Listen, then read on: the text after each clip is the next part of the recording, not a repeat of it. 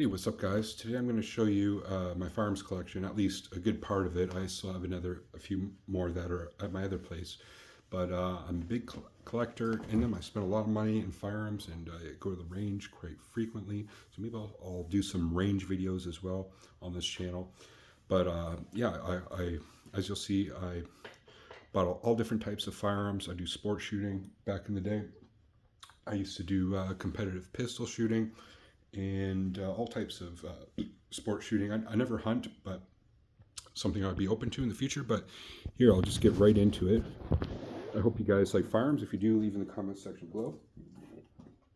So first, I have a Ruger 1022 Sig Sauer scope on that goes to 9 magnification. It's 22 LR. I got a special mag for this that holds more rounds. It's pinned to 10 rounds because in Canada, for some reason, for this particular rifle and this particular magazine, they pin it to 10 rounds. But other 22 rifles in Canada can be unlimited. They have big drum mags. And I put a new trigger on it. Very nice. It's good for a novice shooter, but as well, if you're hunting small game, it's good as well. Squirrel shooter, aka chicken of the trees.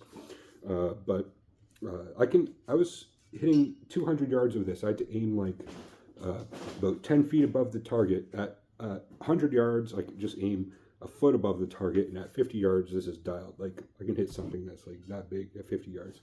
It's a really nice rifle. I was kind of reluctant to get a 22 LR rifle for a long time, but I'm glad I did. Next, again, it's a Ruger. Is the Ruger American Ranch, and this is a 5.56, or you can put 223s in it. It's an AR-15 mag. It's an AR-15 mag, and I put a Vortex scope on it, up to 7 magnification. I also have a bipod on it, which is nice for the range. You can also use the bipod as kind of a foregrip as well. And as well, it's a nice short barrel on this, and also it's threaded at the end. I could put a can on that, even though a suppressor is illegal in Canada. You can get fake ones, but you know, regardless, you can still put one on it. But yeah, 200 yards, I could hit somebody in the head with this, easy. Next is a really cheap shotgun, but it's really small shotgun. I use this a lot when I was in the woods in BC camping or hiking. We were in grizzly bear country, and I would fill this with slugs, and I'd have it on my back. But nice pump action 12 gauge. You feed 1 in there, and then you can feed 4 in here. Normally shotguns are 5+1. This is a 4+1, but it's a nice little short shotgun, which is good to have a nice short one for some situations, right? Not the best for like skeet shooting or some other things, but it's a great, or home defense. It would be a great one for home defense as well, with some buckshot in that. Okay, next I got this one. I know you probably think it's an AK-47. It's very similar, but it's not.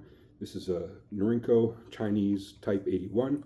It takes the same rounds as an AK-47, which is a 7.62 by 3.9 rock and locks, and it's a great rifle. This rifle is being used today in the Myanmar conflict. Myanmar rebels and forces are using this gun today, and it's got an interesting feature. Is you see this like ribbed section at the end for her pleasure? Well, that's actually to throw a grenade on, and you put a blank in it, and then there's actually a dial here. You dial it over, and you could like boom, shoot a fucking grenade at somebody. But obviously, you don't live in Canada, you can't get those grenades, but it'd be cool if you did.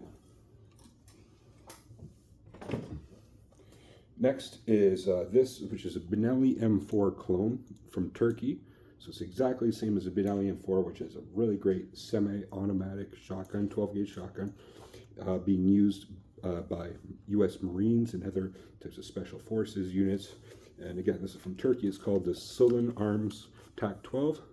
So again, you throw a shotgun round in that, close it, and you feed rounds down here, and just be like boom, boom, boom, boom, boom, boom. 5+1 rounds. I put an SKS sling on it, which is really great quality sling. And well, this thing, it's like, this is what guys who are breaching a door will use, like entering somewhere where they're going to clear rooms or potentially shoot the door before they go in. So really great shotgun. This is one of my favorite guns I have, and it'd be great for even for like duck shooting or bird shot.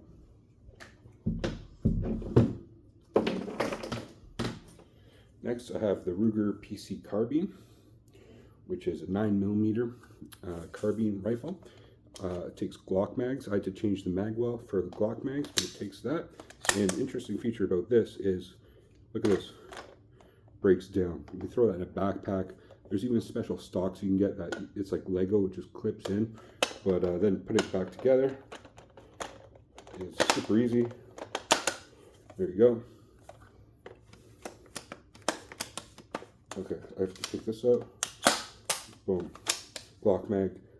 Good. So potentially you can get a big drum Glock mag too that takes like way more rounds than this one. This one only takes 10. But very, very nice trigger on it. Very nice little carbine rifle. Good for sport shooting. Some competitions in Canada use this specific one. Next, I'm going to be going to more of my historic military surplus rifles that are kind of older. And the first one is the Lee Enfield Mark III SMLE. And this one is dated 1916. This gun from 1916. It's probably used in the First World War. And it's very historic and special for Canada because Canadian forces use these, as well as the British forces. And an interesting feature is, I found when my grandpa died, he's in World War II, I found his bayonet, right? And I got it refurbished and whatnot, and it fits on the end of this.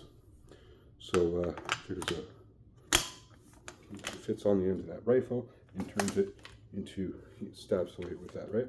And so it's got some special meaning to me, and it's something both because of the fact that my grandpa's bayonet fits on it, but as well the historic factor in Canada.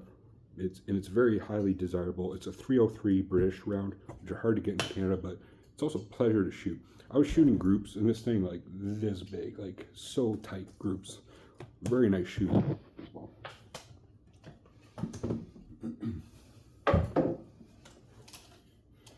Next is Russian SKS. This one is from 1954. So one of the more popular rifles in Canada because they were just so cheap and there were just so many of them. Semi-automatic. It takes a 7.62 by 3.9 round. And an interesting feature about it, well, first of all, I should mention this was used in the Cold War, and it was also used in Vietnam. The North Vietnamese use it, the Viet Cong. And so interesting feature about this is it's got a little switchblade bayonet on that as well. Locks out. Yeah, that could do some damage as well. And so it's really nice. This is the SKS sling. I put on that as well. And you can either stripper clip. That's usually what I stripper clip rounds in, or just top feed rounds in that. Really cool old rifle, and it fires nice, reliable, old reliable rifle.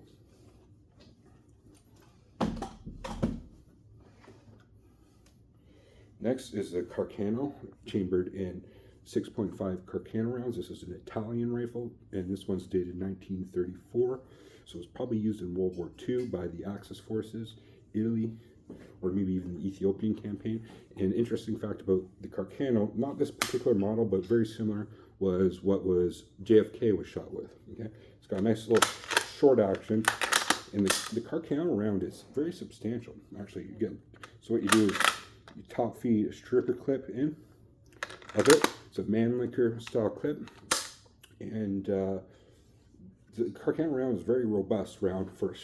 Look how small this little rifle is.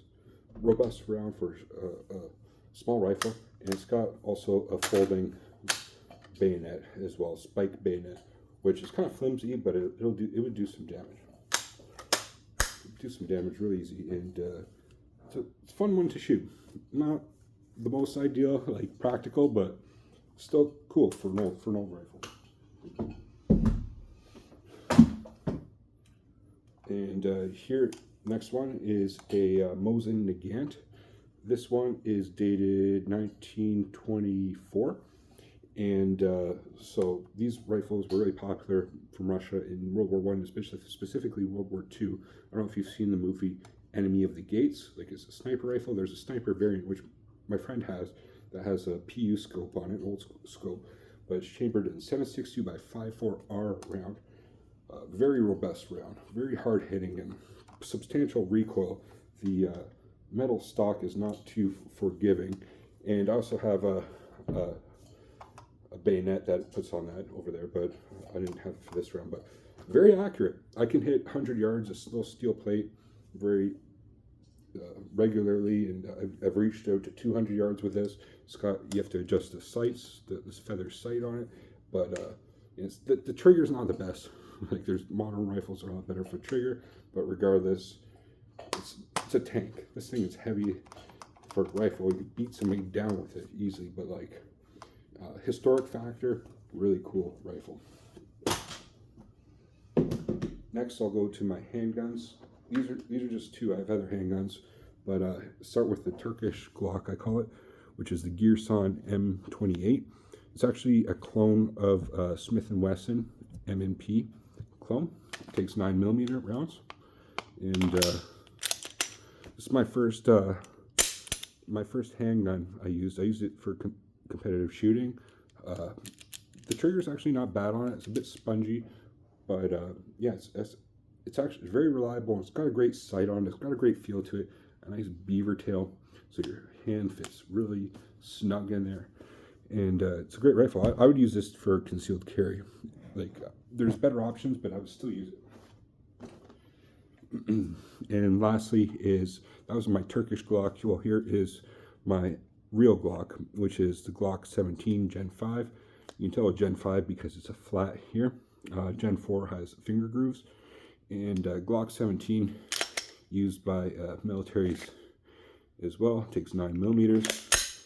And this is what my go-to handgun would be. I have like